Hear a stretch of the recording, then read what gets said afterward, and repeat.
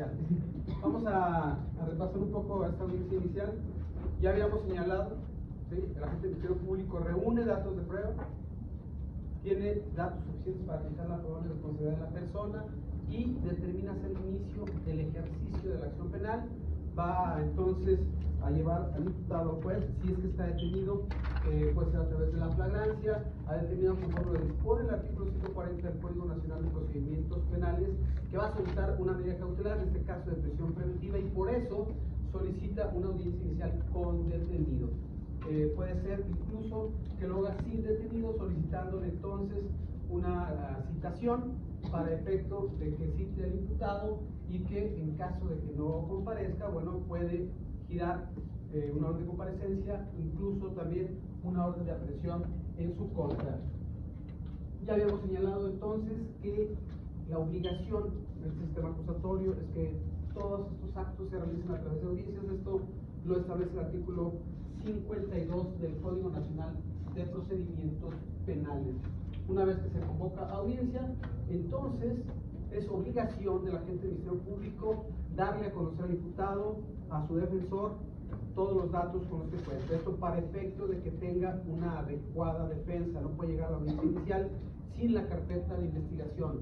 Tiene que tener pleno conocimiento de todos los datos de prueba con los que cuenta la Fiscalía para efecto de que pueda tratar de desvirtuarlos en la audiencia inicial, si es que tiene esa posibilidad, y si no, bueno, tendrá que seguir el juicio y pues será en esa audiencia que pueda aportar estos medios probatorios. Sin embargo, estamos hablando de que el agente del Ministerio Público puede solicitar, ya lo dijimos, la audiencia inicial con detenido o sin detenido. Hay un plazo, existe un plazo que establece el Código Nacional de Procedimientos Penales para efecto de que el juez pueda señalar una audiencia inicial.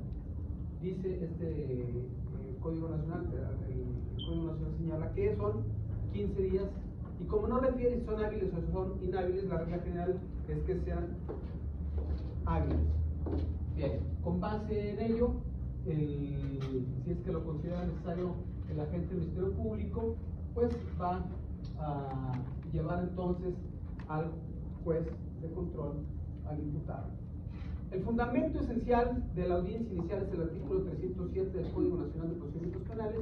Ahí se desprenden todas las fases de esta audiencia combo. Ya habíamos señalado que es una audiencia combo porque se compone de diversas partes, y el artículo 307 nos indica cuáles son esas partes. Primero, informarle de los derechos constitucionales y legales, si es que no se le hubiera hecho saber con anterioridad. En ese sentido, se va a realizar el control de la legalidad de la detención si es que llevó al imputado detenido. Si no, pasamos a la siguiente fase, que es formular la imputación. Habíamos señalado que la imputación justamente es hacerle saber al imputado, en presencia del juez, cuáles son los hechos por los cuales está investigando, cuáles son los, en este sentido, las circunstancias y características del mismo. Posteriormente, se le puede preguntar y se le va a preguntar a la defensa si es que tiene alguna aclaración, si quedó clara esa imputación que está realizando el agente del Ministerio Público en su contra, para efecto de que pueda hacer alguna aclaración. Si no tiene ninguna aclaración, entonces nos dice el artículo 307 del Código Nacional de Procedimientos Penales que se le tiene que otorgar esta oportunidad para que declare en relación a los hechos que en ese momento se le están imputando. ¿Cuál es el derecho? A no declarar.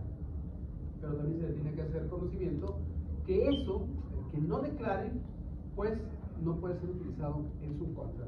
Puede declarar, puede no declarar. Una vez que pasa esta fase, va el agente del Ministerio Público a solicitar esta vinculación al proceso, va a exponer los datos de prueba, y en ese sentido va a definirse el plazo de la investigación complementaria. Se distinguen pues estos elementos ya desglosados entre sí. Primero, hacer saber los derechos del imputado, todos aquellos a que hace referencia el apartado del artículo 20 constitucional, así como el Código Nacional de Procedimientos Penales. Se verifica el nombramiento de defensor, puede nombrar un defensor particular, puede nombrar un defensor público.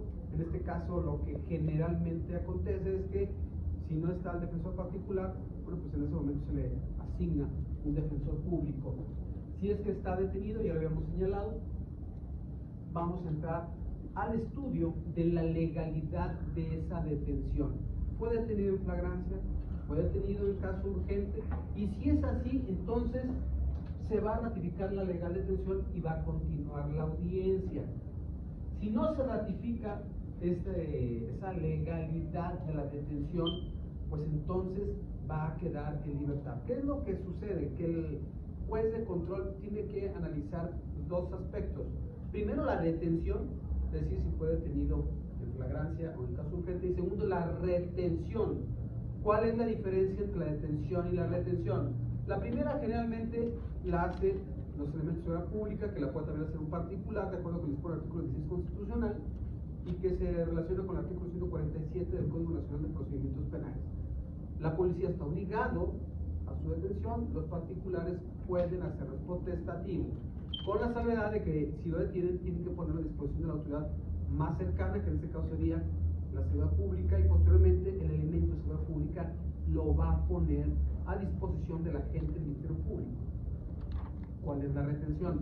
La retención justamente son estas 48 horas, en su caso las 96 horas en caso de que se trate de delincuencia organizada. El juez de control también analiza si se respetaron esas 48 horas conforme lo dispone el 10º párrafo del artículo 16 constitucional. Bien, vamos a suponer que sí se ratifica la legal detención, o en el caso de que haya ido a la audiencia en libertad, pasamos al siguiente supuesto. Es la formulación de la imputación, que ya dijimos es el momento procesal en el cual el agente del Ministerio Público le hace saber al imputado en presencia del juez cuáles son los hechos que se le imputan.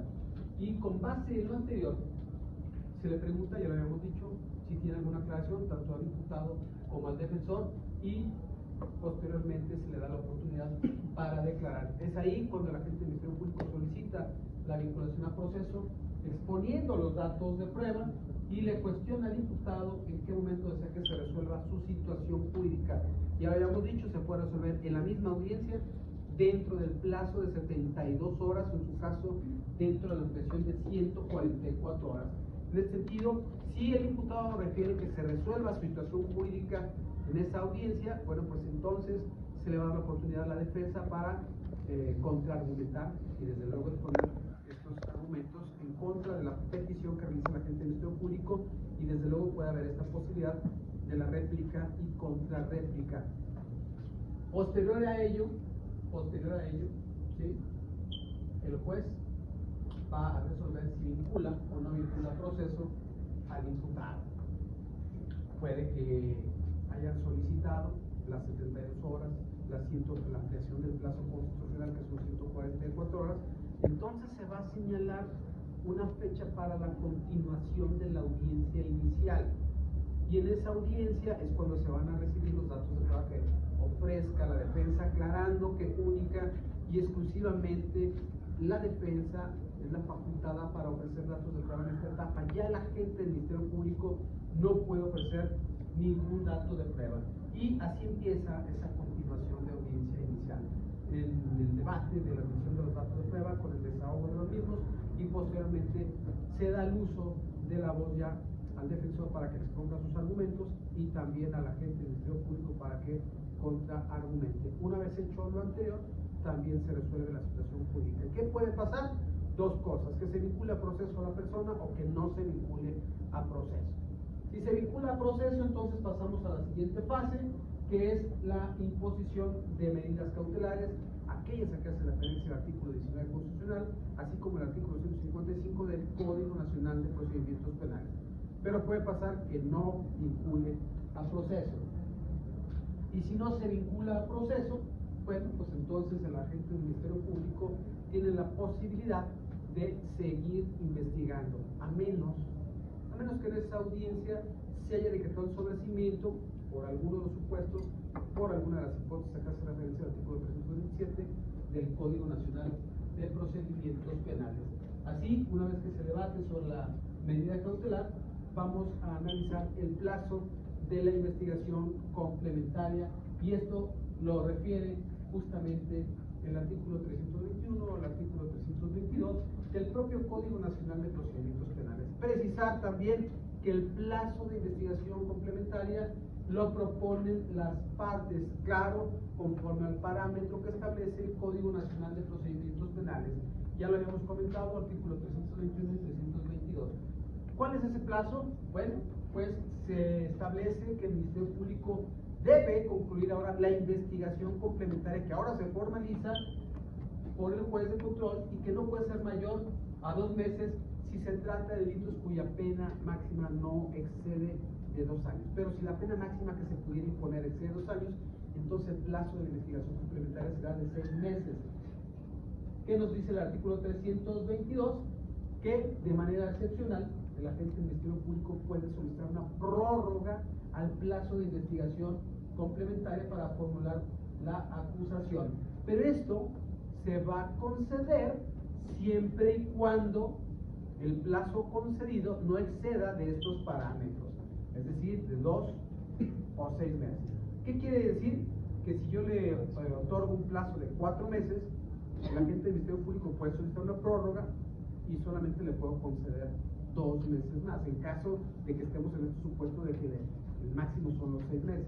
Pero si en un principio yo ya le había concedido los 6 meses, pues eso indica que a pesar de que me solicite una prórroga, yo ya no le puedo conceder una prórroga porque ya se acabó el plazo de investigación complementaria. Por eso es un plazo formalizado, es decir, que está sujeto ya a la disposición del Código Nacional de Procedimientos Penales.